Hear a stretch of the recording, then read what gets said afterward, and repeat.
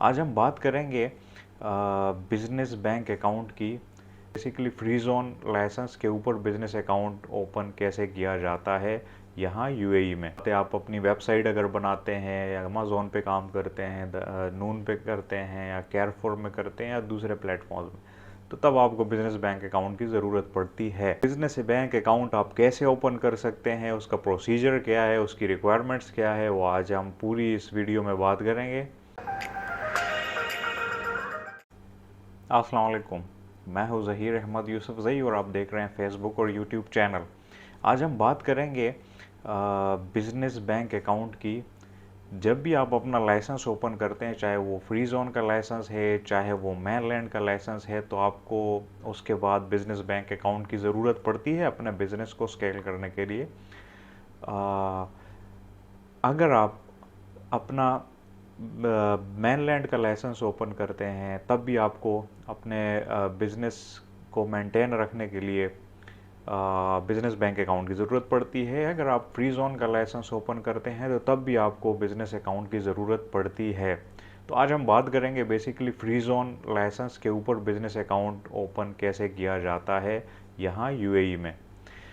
तो सबसे पहले आपको, अगर आप लाइसेंस ओपन करते हैं फ्री जोन में, और स्पेसिफिकली अगर ई कॉमर्स में लाइसेंस ओपन करते हैं, आप ई कॉमर्स में ट्रेडिंग में लाइसेंस ओपन करते हैं, वो एक्टिविटीज़ आप ऐड करते हैं उसमें, तब उसके बाद ज़ाहिरी बात है, आप अपनी वेबसाइट अगर बनाते हैं या अमेज़ोन पे काम करते हैं, नून पे करते हैं या कैरफोर में करते हैं या दूसरे प्लेटफॉर्म में, तो तब आपको बिजनेस बैंक अकाउंट की ज़रूरत पड़ती है। वो बिजनेस बैंक अकाउंट आप कैसे ओपन कर सकते हैं, उसका प्रोसीजर क्या है, उसकी रिक्वायरमेंट्स क्या है, वो आज हम पूरी इस वीडियो में बात करेंगे। ठीक है। तो सबसे पहले मैं आपको बताता चलूँ कि जब भी आप अकाउंट ओपन करने जाएं, तो बड़ा इजी प्रोसेस है, स्पेशली मशरक बैंक का। और इजी प्रोसेस इस तरह है कि आप पूरा जो है ऑनलाइन बैठ के मशरक बैंक की वेबसाइट से आप पूरा अकाउंट ओपन कर सकते हैं with in half an hour और हार्डली 1 आवर। सही है, डिपेंड करते हैं आपके पास इंफॉर्मेशन पूरी अवेलेबल है या नहीं। तो जब भी आप लाइसेंस ओपन कर लेते हैं, आपको लाइसेंस ओरिजिनल मिल जाता है, ठीक है, और उससे रिलेटेड जितने भी डॉक्यूमेंट्स है 4 और 5 वो आपको मिल जाते हैं, तो उसके बाद ही आप अप्लाई करें लाइसेंस के लिए। ये बात आप याद रखें। सही है। तो आइए हम सबसे पहले बात करते हैं कि उसके लिए रिक्वायरमेंट्स क्या क्या हैं। ठीक है। जो आपकी तरफ से या आपके शेयर होल्डर्स जितने भी हैं लाइसेंस में, उनकी तरफ से जो रिक्वायरमेंट्स हैं, उनमें सबसे पहले पासपोर्ट की कॉपी होनी चाहिए। उसकी कॉपी होनी चाहिए पीडीएफ फॉर्म में। ठीक है।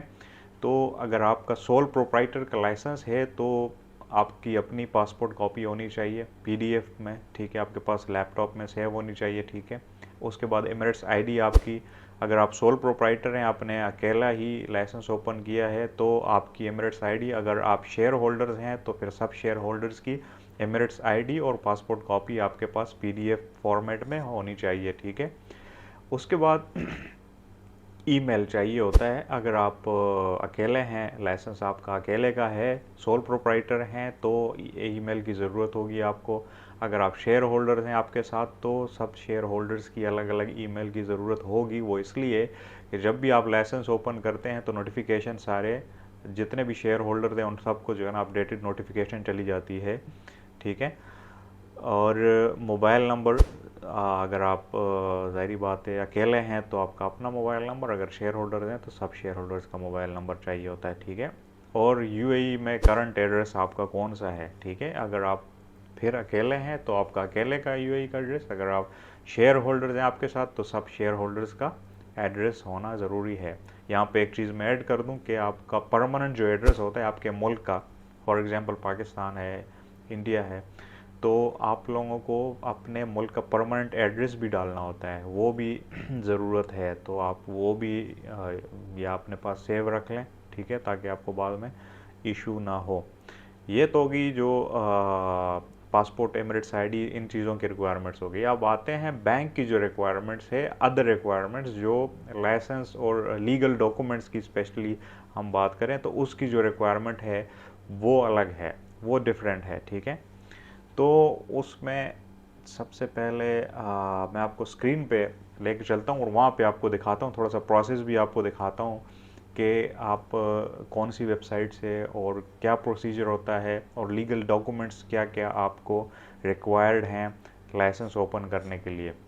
तो आए चलते हैं लैपटॉप की स्क्रीन की जानिब, मैं आपको दिखाता हूँ कि कैसे प्रोसेस स्टार्ट करेंगे आप और रिक्वायरमेंट्स, लीगल रिक्वायरमेंट्स क्या हैं।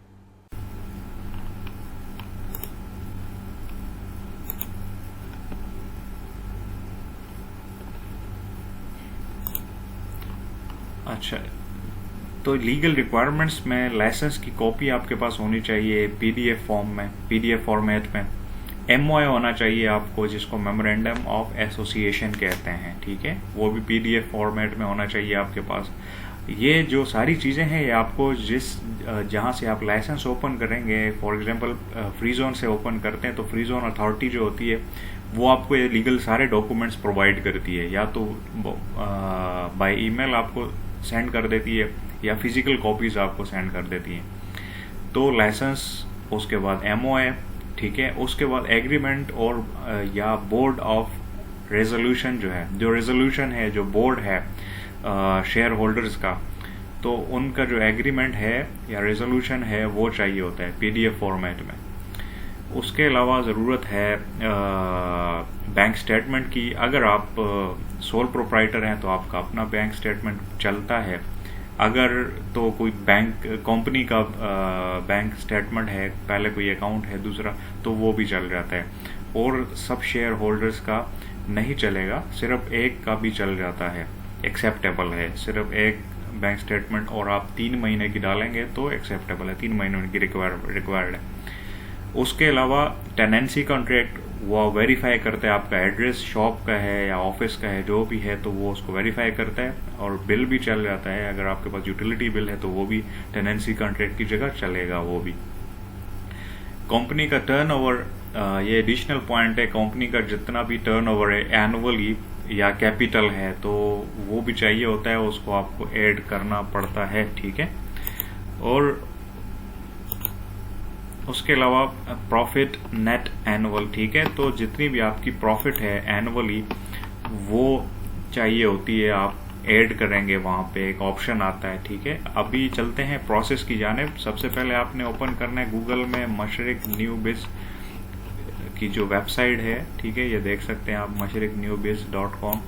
इसको आप ओपन करेंगे, आप स्क्रॉल डाउन करेंगे तो यहाँ पे आप देख सकते हैं न्यू बिज the digital bank for startups, ठीक है। तो ये जितने भी स्टार्टअप्स हैं, स्मॉल बिजनेसेस हैं, स्मॉल एंटरप्राइज, तो उनके लिए ये अकाउंट है, बड़ा अच्छा अकाउंट है, ठीक है। यहाँ से आप स्टार्ट करेंगे, get started, complete your application in 20 minutes, ठीक है।